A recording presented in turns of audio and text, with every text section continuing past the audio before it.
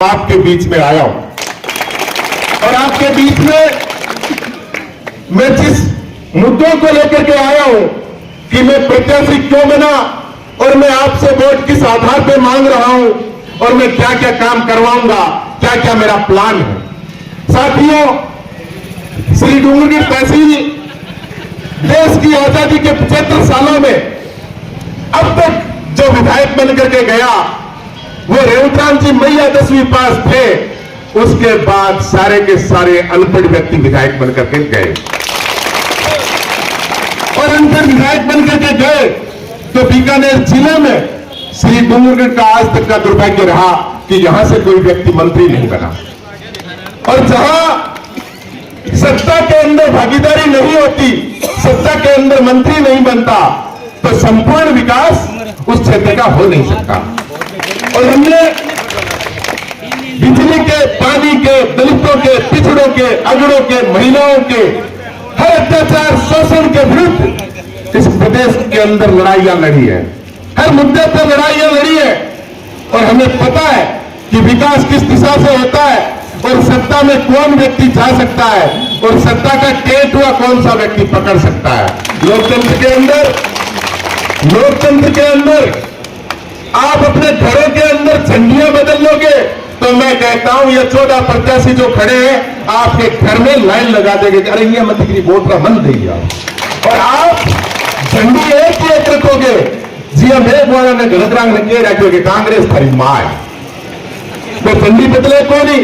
और दुर्भाग्य और है कि कांग्रेस वाली झंडी लगभग झोंपड़ी के ऊपर टंगड़ी ला दी और कांग्रेस को विशेष नारो है गरीबी हटाओ और हमारी झंडी झोंपड़ी के ऊपर ही रखो। समझ गया तो मतलब झोंपड़ी का गरीब की अटैक होने, गरीबी अटैक होने निर्माण झंडी मजबूत रहेगी। इन चीजों पर ध्यान रखने की आवश्यकता है। साथियों, श्री डूंगरगढ़ के अंदर तमाम नागरिकों ने, किसानों ने और इन युवाओं ने दोनों ही पार्टियों का बहिष्कार पिछले कार्यकाल में कर दिया था, पिछले चुनाव में कर दिया था। लेकिन अब मौका है कि 14 प्रत्याशी खड़े हैं। आपको पता है, आपने पढ़ा होगा कि गिरधर जी मैया को विधायक बनाने के बाद लोगों को उम्मीदें थी कि यह व्यक्ति किसानों की बिजली आपूर्ति के लिए लड़ेगा, किसानों की फसल के भाव के लिए लड़ेगा, दलितों के मुद्दों पे लड़ेगा, तहसील के विकास के मुद्दों पे लड़ेगा। लेकिन गिरधारी जी भी जाकर के सत्ता की झोली में बैठ करके और चुप हो गए। एक भी मुद्दा, एक भी आंदोलन गिरधारी जी मैया ने नहीं किया। साथियों, 3 प्रत्याशी जो मैदान के अंदर मुख्य रूप से जैसे सिटिंग विधायक गिरधारी जी और 3 बार विधायक रहे मंगलो जी और ताराचंद जी भाजपा से आए। इन तीनों की जनता में बातें क्या चल रही है कि 2 तो तकड़ा पैशाला है, ताराचंद जी का नरिपिया बहुत है। हमें चुनाव इसलिए चाहिए, हम वोट यह सोच के करते हैं कि अगले 5 साल का हमारा भविष्य सुनहरा हो, अगले 5 साल में हर विधायक हमारे सुख और दुख में आगे खड़ा मिले, हमारा दुख और दर्द जाने, इस क्षेत्र के अंदर हमारे अच्छा हॉस्पिटल हो, इस विधानसभा क्षेत्र के अंदर तहसील मुख्यालय पे अच्छी सड़कें सब जगह हो जिससे मुख्यालय पे आसानी से पहुंचा जा सके, गांव ढाणी में बिजली पहुंचे और खेतों की जो बिजली है वो संपूर्ण रूप से गुणवत्तापूर्ण वोल्टेज पूर्ण बिजली हो। गांव के अंदर अस्पताल हो, स्कूल हो, छात्रावास हो, सड़कें हो, इस अस्पतालों में डॉक्टर हो, स्कूलों में टीचर्स हो। ये सारे मुद्दे लेकर के हम चाहते हैं कि हमारा विधायक बने। और इन मुद्दों पे साथियों, कोविड जब आया और सीएम ने वीसी करके गिरधारी जी से पूछा क्षेत्र में और कोई समस्या कि मीडिया की व्यवस्था कर दो। ये मुद्दे थे हमारे, ये मुद्दे थे हमारे। जनता मर रही थी, लोग मर रहे थे, हमें हॉस्पिटल चाहिए थे, हमें सुरक्षा कर्मी चाहिए थे, हमें चिकित्सा कर्मी चाहिए थे। लेकिन हमारे विधायक जी तो बीड़ी मांग रहे थे।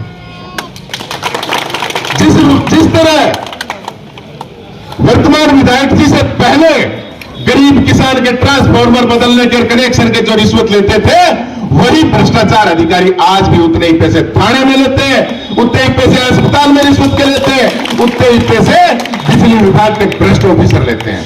इसका कारण क्या है कि हमारा विधायक पढ़ा लिखा नहीं है। साथियों, बीकानेर जिले के अंदर नोखा से जिस भी सत्ता में विधायक बना वो व्यक्ति मंत्री बना सत्ता के अंदर। वो चाहे कन्हैयालाल जी जबर मिलती है बने तो भी मंत्री बने, रामेश्वर जी डूडी चुनाव हार गए तो भी कैबिनेट मंत्री बने, गोविंद राम जी वहां से बीजेपी से बने संसदीय सचिव बने, देवी सिंह भाटी कोलायत से तमाम उम्र मंत्री रहे, भंवर सिंह जी बने मंत्री बने, खाजूवाला में गोविंद राम जी मंत्री, पूर्व में विश्वनाथ जी मंत्री, लोनकरसर में भीमसेन जी भी मंत्री थे, वीरेंद्र बेनीवाल जी भी मंत्री थे। श्री डूंगरगढ़ के अंदर 75 साल में मंत्री बिचकर तो निकले आ सड़क है अटो चुन लिया साफा तो ले जावे, लेकिन बाकी एक मंत्री को कोई काम कौन पड़ी आज तक। सिटी के अंदर बीडी कल्ला जी मंत्री बन जाते हैं, केंद्र में अर्जुन मेघवाल जी मंत्री है, सम हरियाणा मदन मेघवाल जी भी मंत्री है। तो ध्यान रखा, मैं भी जाति को मेघवाल हूं, हरा दो तो मंत्री बने। एक ही मेघवाल बेलो कुआरी डूंगरगढ़ बीकानेर जिले के वहां नेता बन के वो मंत्री है, व्यवस्था है आगे, ठीक है ना।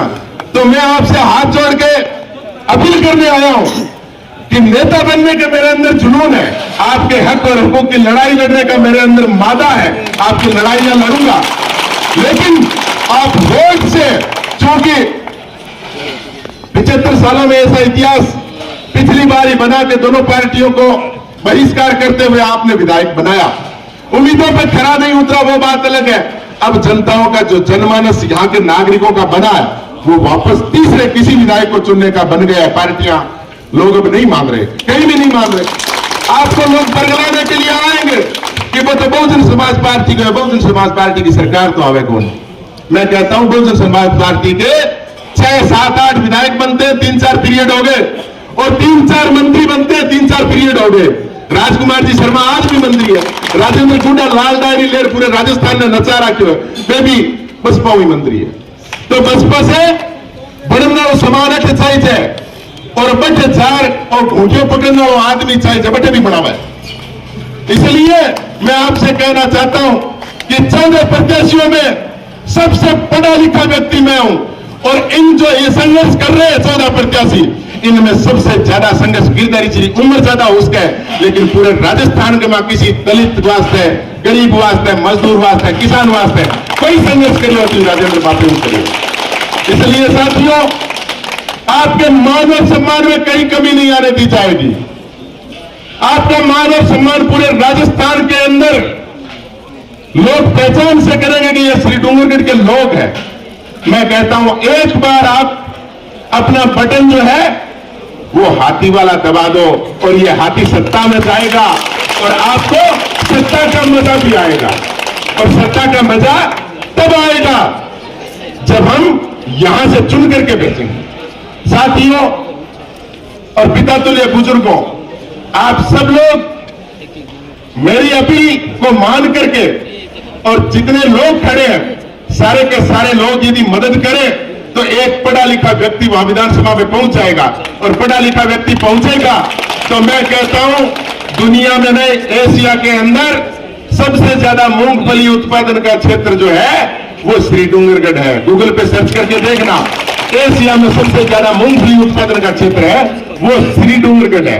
और श्री डूंगरगढ़ के किसानों की आज हालात क्या है, केसीसी के लिए चौधरी कुंभाराम जी आज ये एक व्यवस्था करके गए, बाबा साहब अम्बेडकर जी संविधान बना के हमें दे गए पूरे देश के अंदर, लेकिन चौधरी कुंभाराम जी आज ये जाट समाज में पैदा हुए, उसके बावजूद भी वो जो विधानसभा में गए, रेवेन्यू मिनिस्टर बने, और उन्होंने टेनेंसी एक्ट के तहत वहां पर व्यवस्था करी कि SC ST की जो जमीन है वो जमीन SC ST का व्यक्ति खरीद सकता है, दूसरा नहीं खरीद सकता। और यदि ये व्यवस्था स्वर्गीय कुंभाराम जी आज ये नहीं करके गए होते तो यहां मेरे SC ST के लोग बैठे हैं, उनके पास आज बसने के लिए भी जमीन नहीं होती। कुंभाराम जी ने उस वक्त विधानसभा के अंदर कहा कि देश की आजादी अभी हुई है, और जो लोग मजबूत है, जो लोग सामंतशाही आज तक करते हुए, वो लोग जमीन का मालिकाना हक भी दे देंगे, तो वो जमीन पैसों के लालच में लेकर के गुलामी की जगड़न में डरा धमका के वापस गरीब तबके से जमीन खुद के नाम करवा लेंगे, खरीद लेंगे। इसलिए इस वर्ग की जमीन इसी वर्ग के रहे। इसका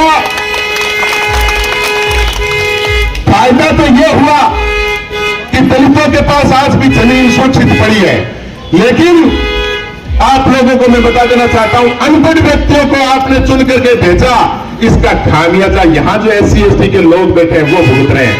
आपकी जमीनों की KCC आपने ली, ट्यूबवेल करवाया, और KCC लिया आपने 5 लाख की, और जमीन आपकी 90 बीघा है, वो आपकी बैंक ने रहन में ले ली, और 5 लाख रुपए में आप डिफाल्टर हो गए। बिजली किसने नहीं दी? सरकार ने नहीं दी। ट्रांसफार्मर टाइम पे किसने नहीं बदला? सरकार ने नहीं बदला। गलती किसकी? सरकार की। डिफाल्टर कौन? किसान। नीलामी किसकी? किसान की। साथियों, गलती सरकार की, नीलामी गरीब किसान की। साथियों, जब पढ़ा लिखा विधायक विधानसभा में होता तो 5 लाख रुपए में नीलामी करता है SDM जमीन की नीलामी करने के लिए वो सिग्नेचर करता है कि 31,000 रुपया भी को जमीन बिकी, और वही दूसरे दिन 4 रजिस्ट्री कराया था DLC तो 2.5 लाख रुपया भी को है। रजिस्ट्री आना स्टाम्प और वो टैक्स है जो तो 2.5 लाख रुपया भी को गई।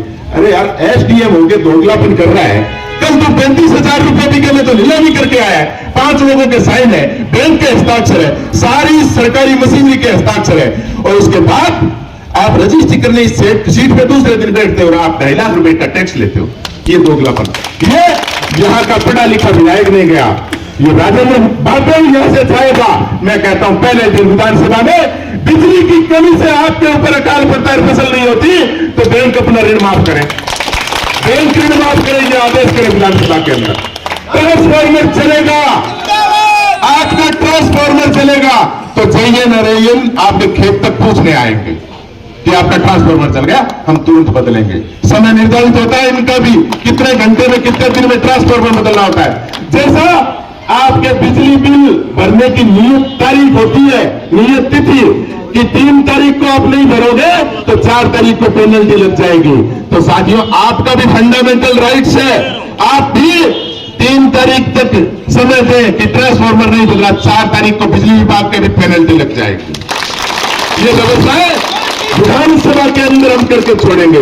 आप लोगों का साथ और सहयोग रहा तो एशिया के सबसे बड़े किसानों के मूंगफली के लिए जो कल कारखाने होते हैं वो श्री डूंगरगढ़ के अंदर लगेंगे और हमारे युवा रोजगार पाएंगे।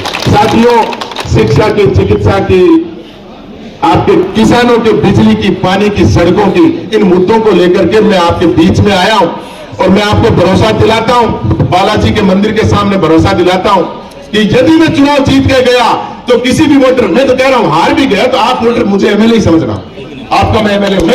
मैं ये बहाना नहीं करूंगा कि मेरी चाले कोली, मैं हार गयो, मैं जीत गयो। मैं कह रहा हूं मेरे को वोट मिले 1 और वोट मिले 1 लाख, मैं उस वोटर्स का तो MLA ही रहूंगा, इस क्षेत्र का नेता ही रहूंगा, आपकी उम्मीदों पर खड़ा उतरने का काम करूंगा। आपको किसी भी काम के लिए, किसी भी उम्मीद के लिए हताश होने की आवश्यकता नहीं रहेगी, ये भरोसा मैं आपको दिलाना चाहता हूं। आप साथियों से निवेदन है कि आप लोगों ने ये जो गुड़ से तोल करके मान और सम्मान साफा पहना करके जो मान सम्मान दिया है, मैं हमेशा इनकी लिहाज रखूंगा और आपके मान सम्मान को मैं यही रखूंगा, इसमें कमी नहीं आने दूंगा। लेकिन आपसे निवेदन मेरा यही रहेगा, आगामी 25 तारीख को हाथी वाला बटन दबा करके आप अपनी आवाज को बुलंद करें, आप अपने अरमानों के पंख लगाएं, आप अपने आगामी 5 साल के भविष्य को सुरक्षित करें।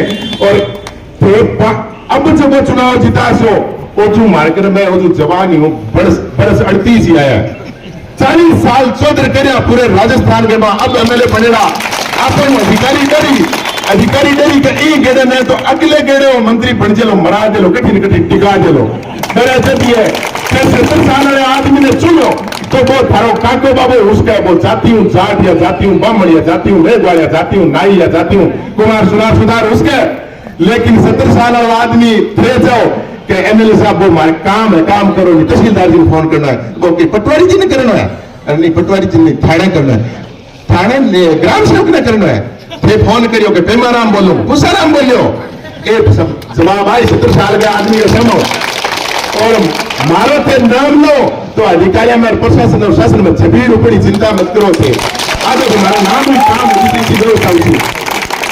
साथियों, सब लोगों को मैं वापस से प्रणाम नमस्कार करते हुए मान सम्मान के लिए धन्यवाद और आभार प्रकट करता हूं। और मुझे ज्यादा से ज्यादा वोट दें और वोट दिलाएं सारे रिश्तेदारों को, और विधानसभा क्षेत्र में सबको प्रचार करके और आप वोट दिलाएं, क्योंकि मैं उस वर्ग से आता हूं। कपड़िया तो मेरे ठीक ठाक ही पहले है, जुगाड़ कौन मेरे कने, ठीक है ना।